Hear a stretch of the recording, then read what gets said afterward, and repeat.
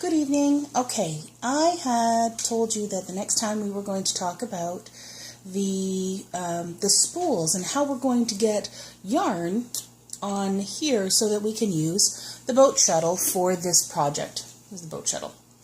I have one boat shuttle, but I have many bobbins, so I'm going to load up one bobbin each of each color. Now, Reese did a wonderful thing for me in that he created a bit for the drill that will allow me to wind on the bobbins quite easily. And I'll bring this out and show you. You'll notice that in true red-green style, we have some duct tape on the end of an old bit that he doesn't need anymore, and it actually fits the bobbin perfectly. And then we can make this happen. Now, what I do is I will wind it on by hand ever so slightly, just so that I can have some control over this. Let me just get some yarn going here. I already did the pumpkin spice, and I had recorded that. Unfortunately, there was no sound, so we're redoing this. So I lay the yarn up the length of the bobbin, like so. And it's a little bit tricky, especially when I'm trying to do it on camera. Okay, so like that. And then I'm going to wrap it around a couple of times to secure the yarn on the bobbin by hand when I know I have some control over it a little bit. There we go. So now we have it one wrap all the way around. Put it on the drill like that. I don't want to drop it. Let's switch hands here so we can see what I'm doing. Make sure the drill's going in the right direction. It is not. Change direction. It is now. And then we start. Now you want to go at the speed that you can handle. I'm going to just make it roll along here. Now you'll notice I am actually gently feeding the yarn back and forth so that I will get a nice even pull all the way across and get more yarn on the bobbin as well.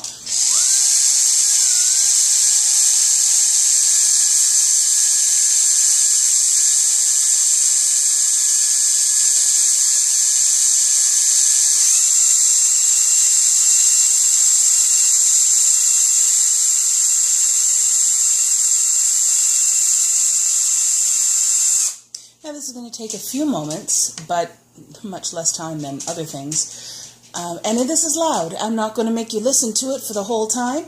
I will be back once this bobbin is done and the tan-colored bobbin, and then we're going to start weaving and get some beautiful colors going. We'll talk to you then. So now you have a view of the loom. Now I want to test here and make sure that when I open up the shed, you're going to have a good view of that. And I think we're going to find, when I go into the down shed, you can see that nice. Excellent. Up shed is a good view of that as well. And then I can move the camera around so that you can see. Yes, I'm always testing my tension. It's really important, and I'll have no problem tightening that up a little bit. So, a couple of things when you're about to sit down and do any weaving. The kettle's about to go off. I'm going to make myself a cup of tea so that I'll have it on hand because I like tea. Important stuff though, a measuring tape. Because we're changing colors in this project, every 2 inches, we want to be able to measure as we go. So there's that. Scissors. Easily on hand, and then your shuttle of choice. I've chosen the boat shuttle for this. I see the part earlier of this video to talk about the spools for that. For a larger yarn, I would actually pull out something like this because these shuttles will fit through. Let me put the boat shuttle down for a second. The shed. And what we're talking about of the shed is the distance between your two sets of strings when you open up your your heddle. You put the heddle up or heddle down, creating a shed. So this fits really easily, even when it's loaded up with nice bulky yarn, so it's a good idea to have one of these. You can get really beautiful ones made. I actually saw somebody online who was making their own. I love the fact that people are doing that kind of thing. It's just a really great way to expand on your knowledge repertoire and really take ownership of your loom, so it's a beautiful thing. But make no mistake, Leclerc makes beautiful shuttles. So don't be afraid to take a look at the different websites that are out there. So what I'm going to do now is load up my boat shuttle, which is very straightforward. We're going to lift the pin, slide the bobbin in place, put the yarn through the little hole, put that down, and then we are ready to go. Now, the other thing that you want to do for your first throw is measure out 3 times the width of your project.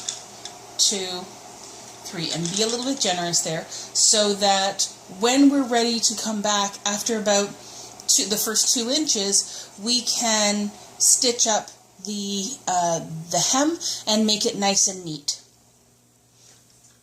So let's throw our first couple. So I'm going to start in the, where are we here? Yep, I'm going to start in the up. We're going to go through the shed. And this first one, really you want to give yourself a little extra. There we go. And then we're going to gently beat. And by beating, you're going to then, it's like a kiss almost. You're just going to pull those fibers into place, put it down, and then come across. Hi. Welcome back. I now have my tea is steeping, so we're in good shape. Now this is a good time because I'm throwing my second pick, which is where we throw the weft across, and I want to show you the angle that I'm coming at it. This is about a 45-degree angle, because what's going to happen when you beat it and you switch the shed, there we go, there's the right word, there's going to be a certain amount of take up on this yarn. So it's not going to be straight across, because if you go straight across, you're going to end up with this end all bunching, or, loops in places you don't want it. So come up at a 45-degree angle, bring it in nice and not tight, but hug it around that. And there's nothing wrong with, as you're putting your yarn through, as one of the other weavers does, to kind of hold it there so that you have a nice clean edge. To this angle so that you can see the side and what I'm doing, and we'll explore if that's going to be our best option for now. So now I'm going to beat down the one you saw before. I'm going to go back to the up, and we're going to do the same thing. So back and forth, 45-degree angle, nice and neat. Keep your edges clean. And back down. This is going to take a while. This is going to be 2 inches before I'm switching yarns. I did note, by the way, that when I did up my calculations, the yarn,